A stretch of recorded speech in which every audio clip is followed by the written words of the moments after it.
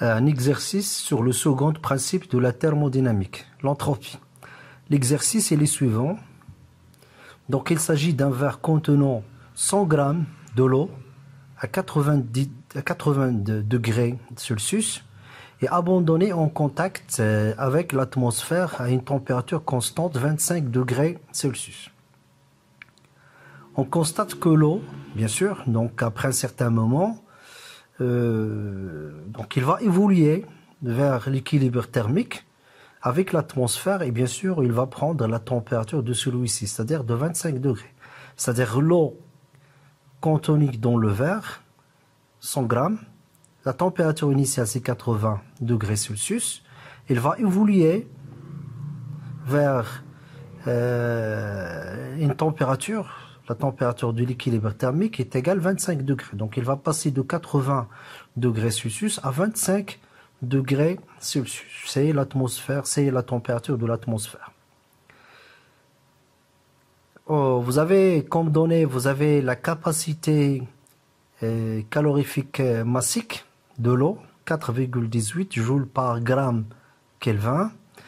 Vous êtes demandé de calculer la variation de l'entropie delta S. Ensuite, l'entropie échangée SE et déterminer ou bien déduire tout simplement l'entropie créée, le SC.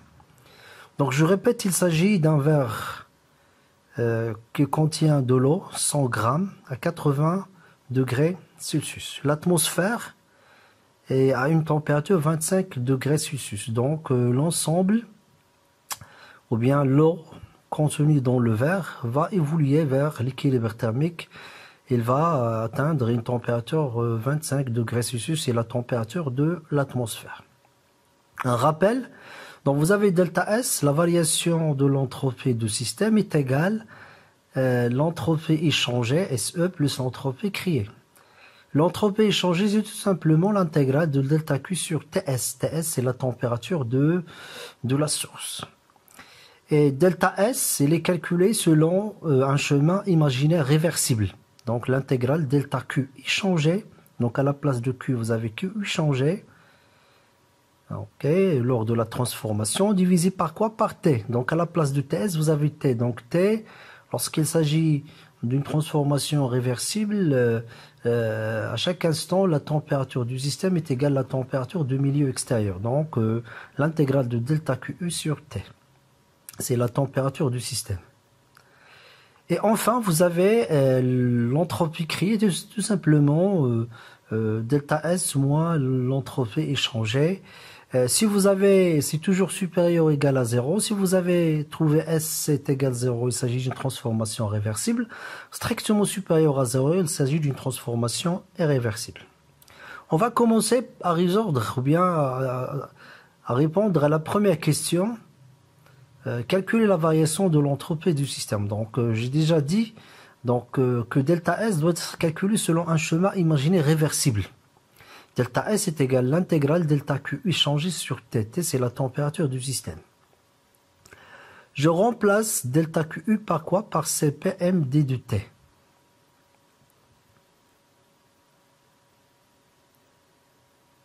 Voilà. Cp et M, donc M c'est constante. En thermodynamique 1, on suppose que la capacité calorifique massique est constante. Donc je peux faire sortir Cp et M de l'intégrale. Finalement, qu'est-ce qu'il reste? Il reste une forme très connue. Donc l'intégrale d T sur T, ça va donner ln. Bien sûr, ln, ou bien l'intégrale entre Ti, c'est la température initiale et la température finale. Donc faites attention. La température initiale, c'est 80 degrés Celsius. La température finale, c'est 25. C'est la température de l'équilibre thermique. C'est-à-dire l'eau contenue dans le verre, il va passer de 80 degrés Celsius à 25 degrés Celsius. C'est la température de l'équilibre thermique.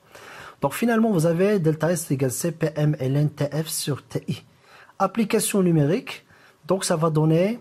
Donc faites attention, dans l'application numérique, TF sur TE, la température en Kelvin. Donc 25 plus 273, 80 plus 273.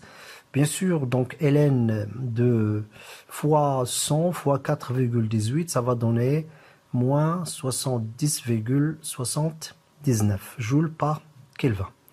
Donc ça, c'est la réponse de la première question. Maintenant, la deuxième question, calculer l'entropie échangée. Donc, voilà l'expression comment calculer l'entropie échangée. Delta, ou bien SE est égal à l'intégrale delta Q sur TS. Ici, il s'agit de quoi? De la température de la source. C'est-à-dire de l'atmosphère à une température constante 25 degrés Celsius. Donc, il s'agit d'une constante. Donc, de la même manière que la première question, donc je remplace delta Q par CPMD du T. Donc, cette fois-ci, donc vous avez le droit de faire sortir de l'intégrale CPM et TS. Donc, finalement, vous avez SE égale CPM sur TS, l'intégrale d du T. Et ça va donner tout simplement CPM sur TS, TF, T final moins T initial. Donc, je répète, les températures en Kelvin, application numérique, on va trouver moins 77,14 joules par Kelvin. La question numéro 3, calculer l'entropie créée SC et commenter. Donc, SC, c'est tout simplement la soustraction de la variation d'entropie du système moins et l'entropie échangée. Donc, le SC est égal à delta S moins SE. On a déjà calculé delta S, on a déjà calculé le SE, donc application numérique, moins 70,79 moins 77,14, ça va donner 6,35 joules par Kelvin. Donc, commenter, ça veut dire quoi? Vous avez trouvé S, c'est strictement supérieur à 0, donc il s'agit d'une transformation irréversible.